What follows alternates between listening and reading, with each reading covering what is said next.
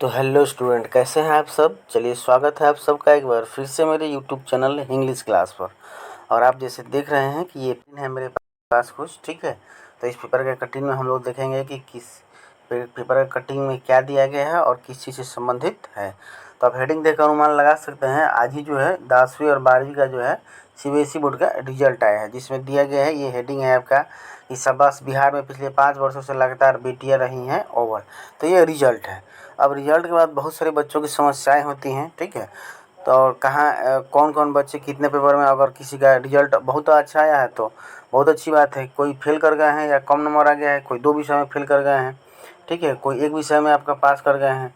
तो पास किए हैं, फेल किए हैं, कौन कंपार्टमेंटल एग्ज़ाम देंगे, कौन आपका जो है परीक्षा मतलब कि कंपार्टमेंटल नहीं दे पाएंगे, कौन एडमिशन कराना चाहते हैं, कौन फिर से एग्ज़ाम देना चाहते हैं, ठीक है। तो इन सभी तमाम जानकारियों को लेकर मैं आ गया हूँ।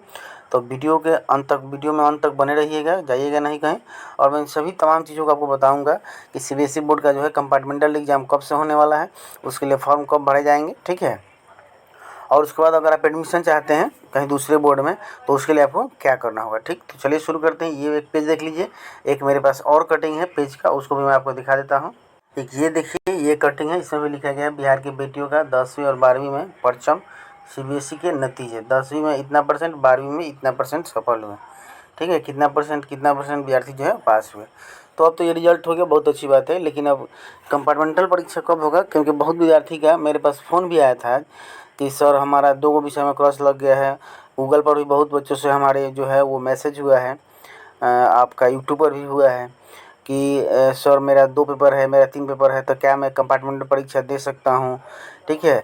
और ये क्या रिप्लेस किया जा सकता है, जो एडिशनल सब्जेक्ट है उसका आपका जो है क्या हो सकता है, उसको रिप्लेस होता है कि नहीं। तो ये सभी जानकारी एडिशनल वाला मैंने अपने वीडियो में बता रखा है, पहले वीडियो मैंने बताया उस पर, ठीक है। अब आज दूसरी जानकारी में खासकर कंपार्टमेंटल से संबंधित जानकारी मैं लेकर आ गया हूँ। और अभी मैं आपको बताऊंगा कि बिहार बोर्ड में भी अप्लाई जो है वो डेट आ गया है, आप उसमें भी अप्लाई कर सकते हैं। तो चलिए शुरू करते हैं वीडियो को बिना बिना देरी किए हुए। तो देखिए, सबसे महत्वपूर्ण जो है कटिंग पेपर का ये है, लिखा है 10वीं और 12वीं की पूरक परीक्षा माह मध्य जुलाई में होगी। पूरक मतलब वही कंपार्टमेंटल या इम्प्रूवमेंट एग्जाम, ठीक। तो इसको पूरा हम लोग देख लेते हैं कि इसमें क्या जो है वो इस पेपर कटिंग में दिया हुआ है, ठीक है। तो लिखा गया, पटना कार्यालय संवाददाता, केंद्रीय माध्यमिक शिक्षा बोर्ड सीबीएसई ने परिणाम जारी होने के साथ ही पूरक परीक्षा की भी घोषणा कर दी है। 10वीं और 12वीं दोनों ही बोर्ड परीक्षाओं के लिए पूरक परीक्षा कंपार्टमेंटल परीक्षा, ठीक है, पूरक मतलब कंपार्टमेंटल, जुलाई के पहले या जुलाई के दूसरे सप्ताह में होंगे। तो यह जुलाई में परीक्षा होगा। अभी क्या चल रहा है, मई चल रहा है, ठीक है। तो आपके पास कुछ समय है, फिर से जो देना चाहते हैं वो लोग थोड़ा अपने पेपर पर ध्यान दे देंगे, अच्छा से पढ़ाई कर लेंगे ताकि आपका पूरा पेपर ना कर पाए। आगे कह रहा है कि परीक्षा नियंत्रक डॉक्टर संजय भारद्वाज ने बताया कि 2 विषयों तक फेल होने वाले परीक्षार्थी 10वीं की पूरक परीक्षा में शामिल हो सकते हैं। अब कह रहा है कि 10वीं यानी कि 10th के रिजल्ट में जो विद्यार्थी 2 विषय में, ठीक है, 2 से अधिक नहीं, 2 विषय में अगर वो फेल हैं तो वो पूरक परीक्षा में बैठ सकते हैं, दे सकते हैं एग्ज़ाम, ठीक है। और वहीं 12वीं में आपका एक विषय में फेल होने वाला ही यह अवसर मिलेगा।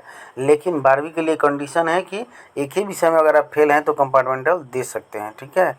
इससे अगर अधिक है तो आपको दूसरा पुनः एग्ज़ाम देना होगा पूरा, ठीक। उसमें कंपार्टमेंटल परीक्षा नहीं होता, इम्प्रूवमेंट एग्ज़ाम नहीं होता है। इसके अलावा भी 2 श्रेणी में आने वाले छात्र पूरक परीक्षा में शामिल हो सकते हैं। इसके अलावा भी 2 श्रेणी में आने वाले पूरक छात्र परीक्षा दे सकते हैं, तो इनके लिए भी दिया गया है।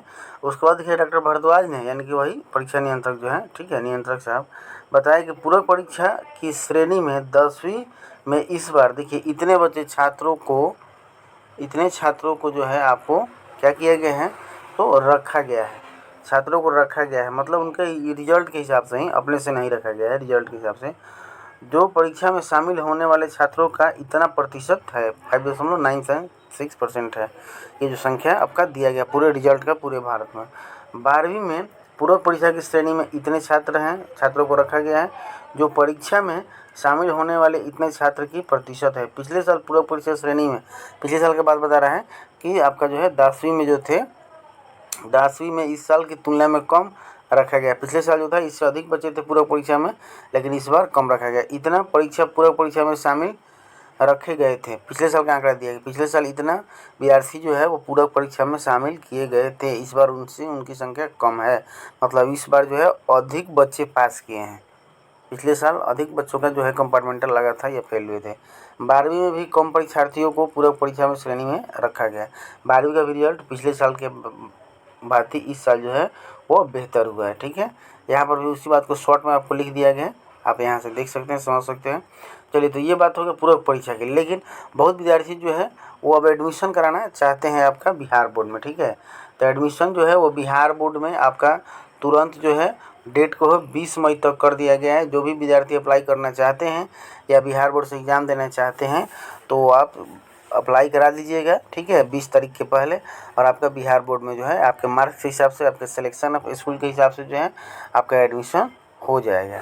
ठीक है, एक क्वेश्चन और आता है इसमें, कुछ विद्यार्थी फ़ोन किए थे कि जिनका 2 से अधिक है, क्या डायरेक्ट जो है हम 11th में एडमिशन ना करा अगले साल 12th में परीक्षा दे सकते हैं, 12वीं की परीक्षा दे सकते हैं? क्या बिहार सरकार में ऐसी व्यवस्था है? तो बिहार सरकार में व्यवस्था ऐसी है, लेकिन वह सिर्फ आर्ट्स विद्यार्थियों के लिए है कि आप सीधे डायरेक्ट 12th में यानी कि फॉर्म भर कर रजिस्ट्रेशन करा कर एग्जाम दे सकते हैं। साइंस के लिए ऐसी व्यवस्था नहीं है। साइंस संकाय के लिए, साइंस फैकल्टी के लिए, उसके लिए विद्यार्थी को प्रॉपर वे से सिस्टमेटिक ढंग से अप्लाई करना होगा, और अप्लाई करने के बाद उनको जो है आपका एडमिशन होगा और 2 साल उनको लगेगा ही। ठीक है, तो यह कुछ महत्वपूर्ण जानकारियाँ थी जिसको मैं लेकर आपके सामने आया हूँ। इसी तरह पुनः आपका जो है लेटेस्ट अपडेट के लिए बने रहिएगा मेरे चैनल पर। किसी तरह का अपडेट आता है, या चाहे वो बिहार गवर्नमेंट का हो, बिहार बोर्ड का हो या सीबीएसई बोर्ड का हो, मैं आपको टाइम टू टाइम अपडेट कराता रहूँगा। ठीक है, तो आज की वीडियो में इतना ही, फिर मिलेंगे अगले वीडियो में, तब तक बाय बाय।